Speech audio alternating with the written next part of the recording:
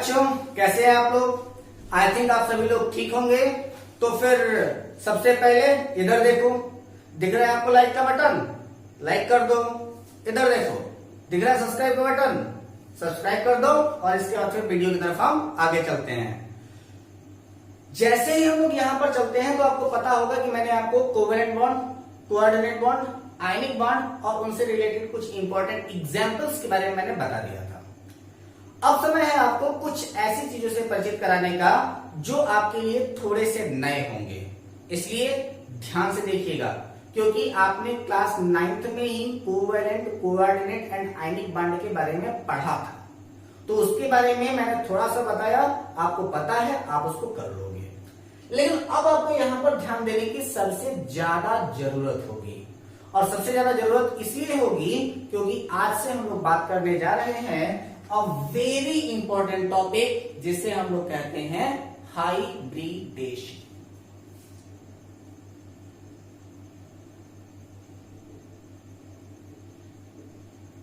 Hybridisation, ठीक है। अब हम लोग हाइब्रिडाइजेशन के बारे में बात करते हैं तो इनके पहले कुछ इंपॉर्टेंट सेगमेंट्स के बारे में जानना बहुत ज्यादा जरूरी है। जैसे अब हमारे पास जरूरी ये हो जाता है कि हाइब्रिडाइजेशन को आइडेंटिफाई करने के लिए, क्योंकि देखो भाई, मैं तो आपको डिटेल वाला तो बता दूंगा, लेकिन डिटेल वाले में बहुत ज्यादा समस्या होती है। इसलिए हम लोग करेंगे क्या कि सबसे पहले इनके शॉर्टकट को जान लेंगे कि आखिर हम लोग कैसे बनाते हैं। तो यहां पर हमारे लिए सबसे ज्यादा जरूरी ये होगा कि हम लोग जान लें कि कहां पर आपका सिग्मा बॉन्ड बनेगा और कहां पर आपका पाई बॉन्ड बनेगा। ठीक है, क्या जरूरी है आपका? ये जान लेना कि कहां पर सिग्मा है और कहां पर आपका पाई है। तो आपको पता है कि जो आपका s ऑर्बिटल होता है वो आपका स्फेरिकल होता है, यानी कि जब आपका s के साथ मिलता है तो ये आपका s, ये आपका s, दोनों का आपस में कॉम्बिनेशन होगा और बनेगा आपका सिग्मा बॉन्ड। ठीक है, इसके मतलब यहां पर आपका क्या है कि ये आपका s, ये आपका p, यहां पर जो बनेगा वो बनेगा सिग्मा बॉन्ड। क्योंकि आप लोग ये जानते होंगे कि जो आपका s ऑर्बिटल है वो कभी भी पाई बॉन्ड नहीं बनाता है। ठीक है, इसके बाद क्या है आपका, ये आपका s और ये आपका d, तो यहां पर क्या बनेगा? बनेगा आपका सिग्मा बॉन्ड। ठीक, इसके बाद फिर मुझे केमिस्ट्री पढ़ाने वाले टीचर का आज मैं नाम बता देता हूं। नाम है किशोर कुमार। किशोर कुमार कौन? वही म्यूजिशियन भाई। क्योंकि उन्होंने मुझसे ये कहा था कि सर जो तेरा टकराए या दिल फंसा जाए, आजा प्यारे साथ हमारे सिग्मा बॉन्ड बनाए। देखो, जब कभी भी आपका p ऑर्बिटल अपने दूसरे वाले p ऑर्बिटल के साथ सिर से टकरा जाए तो वहां पर आपका क्या होगा? सिग्मा बॉन्ड बनेगा। सर जो तेरा टकराए तो क्या बनेगा? आपका सिग्मा बॉन्ड बन जाएगा। अब देखो, ये रहा आपका p ऑर्बिटल और इनके साथ में महोदय है आपके d ऑर्बिटल। यहां पर भी जब ये ओवरलैप करेंगे तो बनेगा आपका क्या? Sigma bond. ठीक है, इसके बाद अगला क्या होगा कि ये आपका है d ऑर्बिटल, ये है आपका d ऑर्बिटल। यहां पर ये जो आपकी ओवरलैपिंग हुई है, यहां पर भी आपका बनेगा क्या? आपका सिग्मा बॉन्ड बनेगा। ठीक, चलिए, इसके बाद फिर मैंने क्या कहा था कि जब हेड टू हेड ओवरलैपिंग, तो वहां पर जब p का p के साथ हेड टू हेड ओवरलैपिंग तो वहां पर बनेगा सिग्मा, और जब होगी साइड टू साइड ओवरलैपिंग तब बनेगा पाई। तो देखो, अब यहां पर ये आपका p है तो ये ऐसे और ये ऐसे, यहां पर जो ओवरलैपिंग बनी तो यहां पर तो बना सिग्मा, लेकिन यहां जो बनी तो उसको हम लोग कह दिए पाई। यानी कि एक जो होगा वो सिग्मा होगा, दूसरा वाला जो होगा वो हमेशा पाई होगा। ठीक, इसके बाद ये है आपका p और ये है आपके महोदय d, तो इनका इनके साथ यहां पर जो ओवरलैपिंग हुआ वहां पर भी बनेगा आपका पाई। और कहां पर बनेगा? तो ये देखो, ये है आपका d और ये है आपका d, ये आपस में हुआ तो यहां पर तो सिग्मा बना था, आप यहां पर देख सकते हैं। लेकिन जैसे ही ये यहाँ पर ओवरलैप करेंगे तो इनका यहाँ पर ओवरलैप करने पर क्या बनेगा, पाई। यानी कि कितने टोटल सिग्मा, कितने टोटल पाई, तो 1 2 3 4 5 6 सिग्मा बनेगा और 3 आपका क्या बनेगा, पाई बनेगा। सिग्मा पाई तो अब तक क्लियर हो गया होगा। सबसे पहले ये सारे स्ट्रक्चर आप लोग ड्रा कर लो और ड्रा करने के बाद फिर हम लोग आगे चलते हैं, इनके बारे में कुछ और चीजें बताते हैं।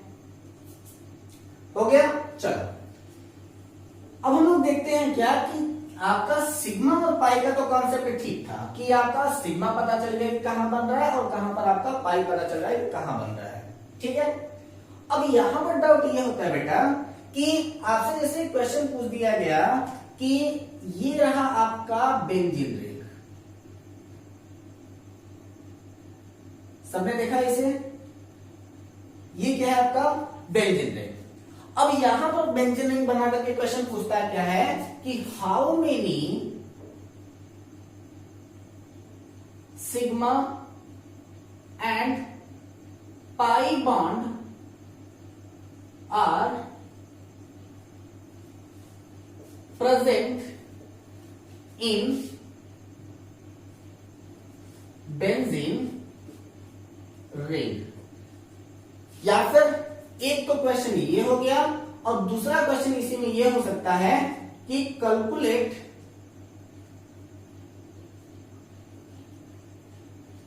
Total number of bond in benzene. ये दो क्वेश्चन तो आपके पास है। अब इन दोनों क्वेश्चन का आप लोग आंसर क्या बताते हो कि कई सारे लोग जानते हैं कि ये आपका बेंजीन है, तो आप इस बेंजीन का ओरिजिनल स्ट्रक्चर ड्रा करते हो, आपका आंसर मिल जाता है। देखो बेटा, एक बांड यहां, एक बांड यहां, एक बांड यहां, ठीक। अब आपके पास समस्या क्या होगी कि आपने तुरंत किया क्या कि 1 2 3 4 5 6। मैंने क्या कहा था कि जहां पर डबल बॉन्ड होते हैं तो ध्यान देना, जहां पर एक सिंगल बॉन्ड तो वहां पर हमेशा सिग्मा होगा, जहां पर आपका डबल बॉन्ड तो एक सिग्मा एक पाई होगा, और जहां आपका ट्रिपल बॉन्ड वहां एक सिग्मा और 2 पाई होगा, ठीक। तो अब आपको क्या दिख रहा है कि यहां पर आपका दिखा क्या कि हर जगह पर आपका ये 3 जगहों पर आपका क्या होगा, 1 2 3 जगहों पर आपका सिंगल बॉन्ड है, यानी कि यहां पर तो सिग्मा बॉन्ड नहीं है। यहां पर डबल बॉन्ड का मतलब कि एक सिग्मा होगा, दूसरा वाला पाई होगा, पाई को अंदर कर देते हैं, सिग्मा को बाहर कर देते हैं, ठीक। यहां पर क्या होगा, सिग्मा होगा, पाई होगा, यहां क्या होगा, सिग्मा होगा, पाई होगा, यहां क्या होगा, सिग्मा होगा, यहां क्या होगा, सिग्मा होगा, यहां क्या होगा, सिग्मा होगा। कैलकुलेट कर लो 1 2 3 4 5 6। तो सिग्मा कितना, तो सिग्मा आपका 6, पाई कितना, पाई आपका 3, टोटल कितना 16 9 हो गया आपका आंसर, ठीक है। कैसे ठीक है,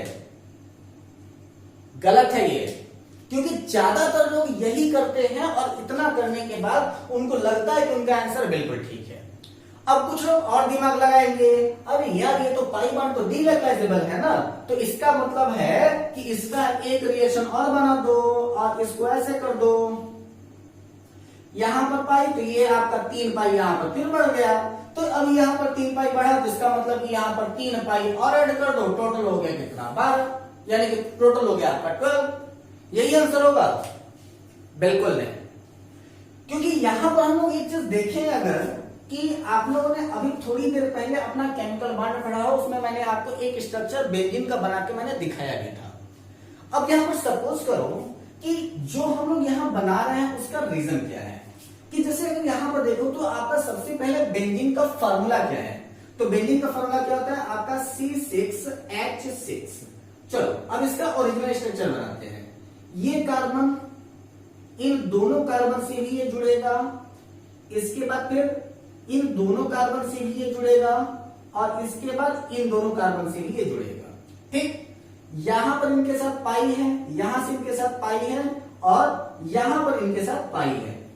अब सपोज करो कि जो चीज हम लोग यहां बना रहे हैं उसके ऊपर थोड़ा सा विचार करने वाली बात है, वो ये कि यहाँ पर अगर आप किसी भी एक कार्बन को अगर आप उठा करके कैलकुलेट कीजिए तो यहाँ पर क्या है कि एक कार्बन के साथ 1 2 3, इसके भी साथ 1 2 3, इसके भी साथ 1 2 3, हर कार्बन के साथ 3 बॉन्ड नहीं केवल मिल रहे हैं, लेकिन हर एक कार्बन को स्टेबल होने के लिए टोटल नंबर ऑफ बॉन्ड कितने चाहिए? 4 बॉन्ड चाहिए, 4 बॉन्ड चाहिए। तो यहाँ पर क्या मिसिंग हो रहा है? तो आपने देखा कि सारा एक सारा कार्बन को तो आपने एडजस्ट कर दिया है, लेकिन हाइड्रोजन को एडजस्ट कौन करेगा? तो देखो हाइड्रोजन को यहां पर प्लेस कर दो, यहां हाइड्रोजन, यहां हाइड्रोजन, यहां हाइड्रोजन, यहां हाइड्रोजन, यहां हाइड्रोजन और यहां हाइड्रोजन, ठीक है। और जब यहां पर सारा सारा हाइड्रोजन प्लेस हो जाता है तो अब आप कैलकुलेट कर सकते हो। ये देखो, ये सिग्मा, ये सिग्मा, ये सिग्मा, ये सिग्मा, ये सिग्मा, ये सिग्मा, ये सिग्मा, ये सिग्मा, ये सिग्मा, ये सिग्मा, ये सिग्मा, ये सिग्मा। पाई कौन कौन सा? तो अंदर वाला जितना भी है उसको पाई कैलकुलेट कर लो, पाई पाई पाई, ठीक। अब कैलकुलेट करो कितना सिग्मा कितना पाई, तो 1 2 3 4 5 6 7 8 9 10 11 12। ओहो, सिग्मा कितना आ गया बेटा? 12 आ गया। पाई कितना आ गया? 3 आ गया। और टोटल कितना आ गया? 15। That is your answer and it's your final answer. Missing क्या हो रहा था कि पिछली बार जब हम लोग कैलकुलेट कर रहे थे तो उसमें हमने हाइड्रोजन को छोड़ दिया था। ज्यादातर एग्जामिनेशन में जब आपके पास जल्दीबाजी होती है तो आप यही करते हो कि यहां से हाइड्रोजन को आप छोड़ देते हो, लेकिन अगर आप हाइड्रोजन को छोड़ते हो तो वहां पर वो आपका स्ट्रक्चर गलत करेगा। अब यहां पर इसको बताने का एक दूसरा रीजन भी है कि अगर यहीं पर एक तीसरा क्वेश्चन बढ़ा करके देख कर दिया जाए कि which types of hybridization are found in benzene ring, benzene ring में कौन सा हाइब्रिडाइजेशन है, तो किसी भी तरीके का हाइब्रिडाइजेशन आपकी किसी भी एक कार्बन मॉलिक्यूल के ऊपर डिपेंड करेगा। इस कार्बन की और आप अगर आप ले लेते हैं तो उसका कैलकुलेट कीजिए आप सिग्मा बॉन्ड, जितने सिग्मा वैसा ही आपका हाइब्रिडाइजेशन। यानी कि अगर आपका एक सिग्मा तो हो ही नहीं सकता अकेले, जब कभी भी आपका 2 सिग्मा होगा तो उसका मतलब है कि वह आपका sp हाइब्रिडाइजेशन है। अगर आपका 3 सिग्मा हुआ तो वह आपका sp2 हाइब्रिडाइजेशन है।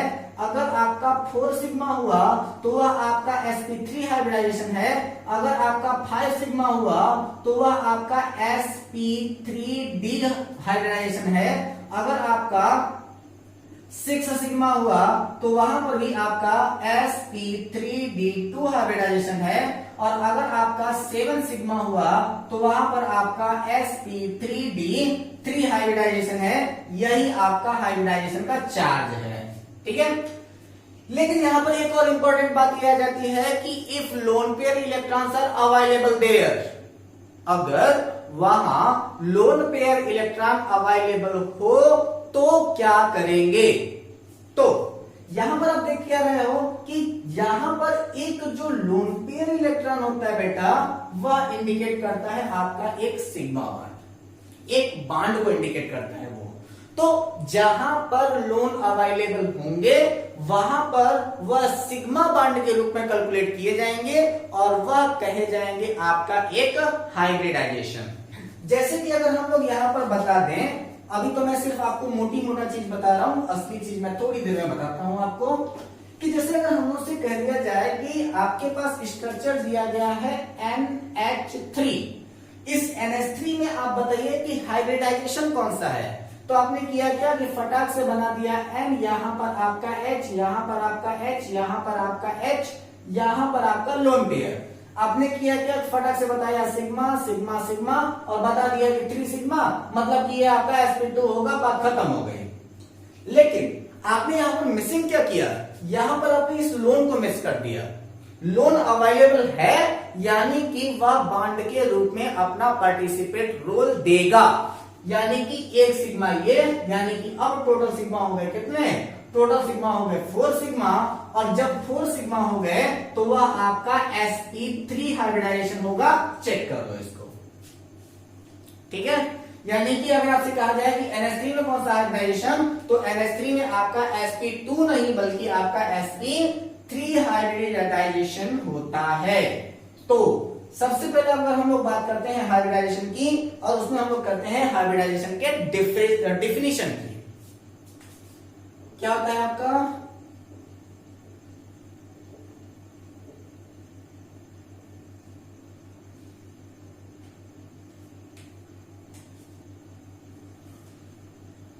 when S, P and D backend orbital mix up together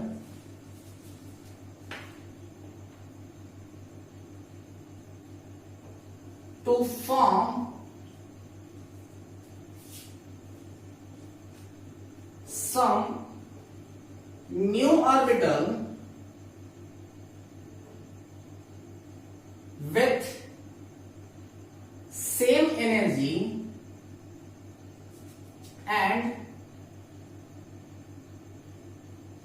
similar shape is known as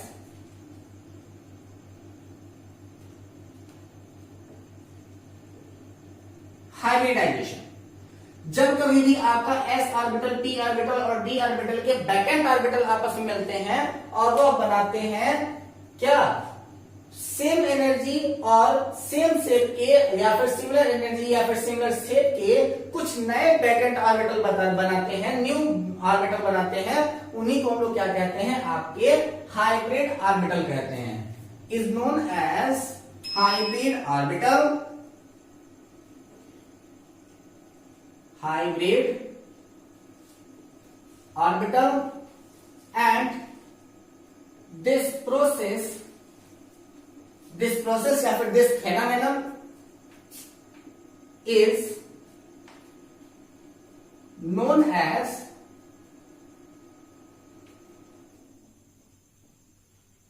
hybridization. क्या कहते हैं इस प्रोसेस को, तो इस प्रोसेस या फिर इस फेनोमेनन को हम लोग क्या कहते हैं, हाइब्रिडाइजेशन के नाम से जानते हैं। तो अब यहां पर क्या होता है कि यह कितने प्रकार के होते हैं, तो वह आपका सबसे पहले होता है क्या, sp हाइब्रिडाइजेशन, फिर आपका sp2 हाइब्रिडाइजेशन, sp3 हाइब्रिडाइजेशन, इसके बाद फिर sp3d1, इसके बाद फिर आपका sp3d2 और आपका sp3d3। यही आपके मैक्सिमम हाइब्रिडाइजेशन होते हैं। अब यहां पर केस ये आ जाता है कि आपके सिलेबस में सिर्फ ये 3 दिया है, sp, sp2 एंड sp3। इनके बारे में छोटा सा इंट्रोडक्शन है, तो उनका इंट्रोडक्शन देकर के हम लोग आगे निकल जाएंगे, लेकिन ज्यादातर पढ़ना इनके बारे में है। फिर से मैं बता दे रहा हूं कि जहां पर आपका 2 सिग्मा, तो इसका मतलब है कि वहां पर आपका sp हाइब्रिडाइजेशन, लोन पेयर एक तरीके का सिग्मा बॉन्ड शो करते हैं, कभी मत भूलना ये बात। इसके बाद फिर आपका sp2 हाइब्रिडाइजेशन का मतलब 3 सिग्मा, sp3 का मतलब 4 सिग्मा, sp3d1 का मतलब 5 सिग्मा, इसका मतलब 6 सिग्मा और इसका मतलब 7 सिग्मा। अगर आपका किसी भी एक मॉलिक्यूल के अराउंड में अगर 7 सिग्मा मिल रहे हैं तो वह आपका sp3d3 ही होगा, चाहे कोई भी केस हो। ठीक है, इसको आप लोग याद कर लेंगे, बाकी की सारा चीजें आपके लिए आसान हो जाएंगी। चलिए अब हम बात करते हैं अपने हाइब्रिडाइजेशन के मेन पर्पस की, और उसमें सबसे पहला हम लोग नाम लेते हैं किसका, sp हाइब्रिडाइजेशन का। नाम किसका है, sp हाइब्रिडाइजेशन। ठीक है, तो सबसे पहले आपका sp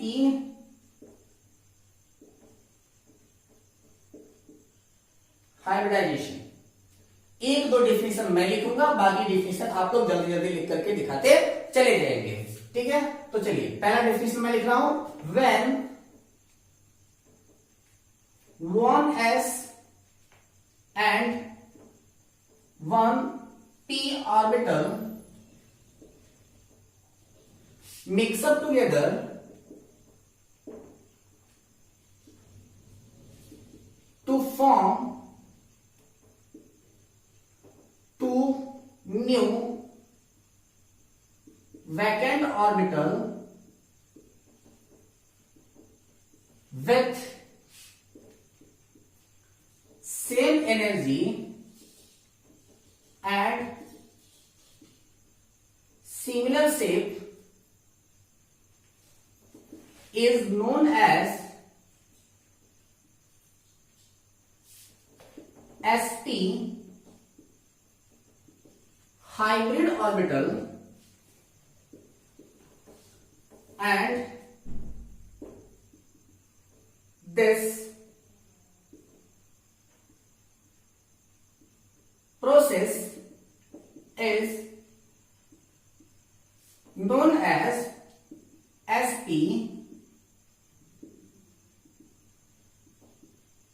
हाइब्रिडाइजेशन।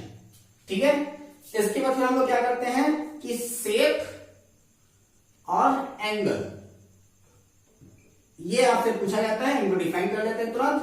तो इनका शेप कैसा है, तो आपका लीनियर होगा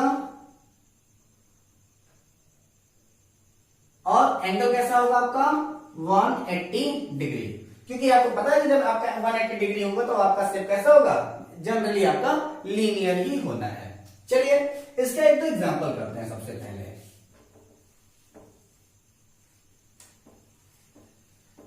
इसके एग्जांपल के रूप में अगर हम नाम लेना चाहें तो आपका CO2, CS2, BeCl2, HgCl2 etc आते हैं। ठीक है, हम लोग आपको यहां पर करते क्या है कि एक एग्जांपल के रूप में आपका ले लेते हैं सबसे पहले BeCl2 एज ए एग्जांपल, इसको समझने के लिए।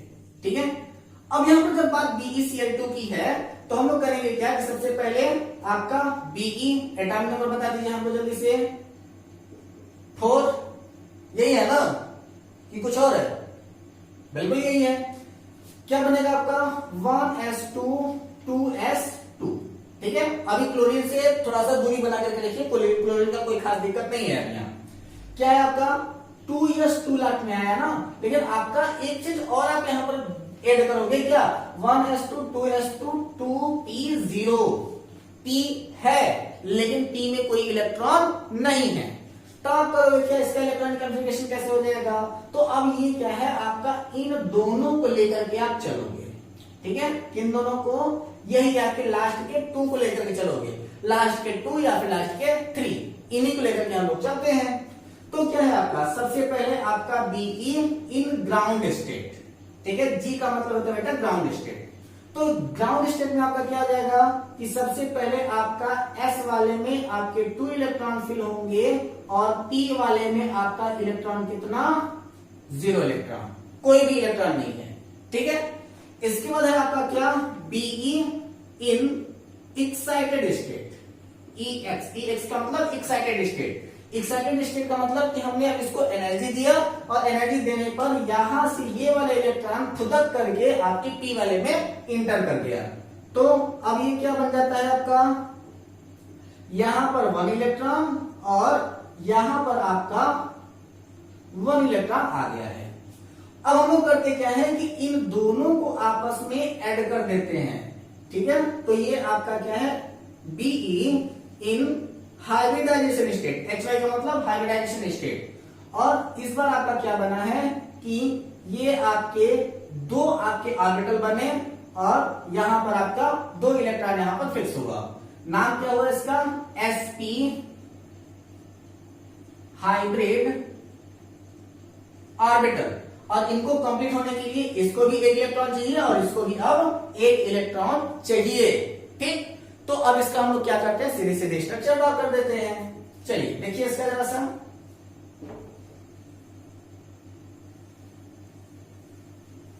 तो अब आपका क्या है कि यहां पर आपका Be और मैंने क्या बताया था कि इसका लीनियर शेप होगा।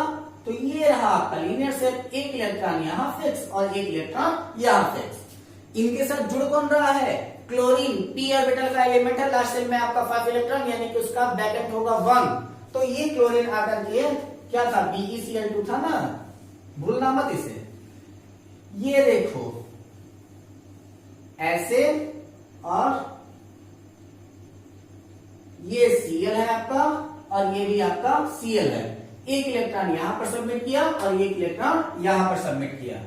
इनके बीच में यहां पर जो एंगल बनी वो है आपका 180 डिग्री। हाइब्रिडाइजेशन कौन सा है, तो आपको पता चल चुका है कि यहां पर आपका sp हाइब्रिडाइजेशन है। अगर मेरे ऊपर शक होता है तो वो भी देख लो, मैंने आपको क्या बताया था, एक सिग्मा यहां एक सिग्मा यहां, 2 सिग्मा का मतलब आपका क्या होता है, आपका एसपी होता है। ठीक है, चलिए। तो अभी तक हम लोगों ने आपके बारे में यहां पर हम लोगों ने एसपी हाइब्रिडाइजेशन के बारे में हम लोगों ने डिस्कस कर लिया है। अगले वीडियो से हम लोग बात करते हैं आपके sp2 sp3 हाइब्रिडाइजेशन के बारे में। सो जुड़े रहे हमारे वीडियो के साथ और अपनी नोट्स आप लोग प्रिपेयर करते रहे, बनाते रहे अपनी नोट्स को। मिलते हैं अपने अगले वीडियो में ऐसे ही कुछ और इंटरेस्टिंग टॉपिक के साथ। और आपको क्या करना है आपको पता ही है, इधर आपको सब्सक्राइब का बटन दिख रहा है, नहीं सब्सक्राइब किया है तो सब्सक्राइब कर लो, इधर आपको लाइक का बटन दिख रहा है, आप इस वीडियो को लाइक कर दो। मिलते हैं अपने अगले वीडियो में, तब तक के लिए take care, all the best, जय हिंद।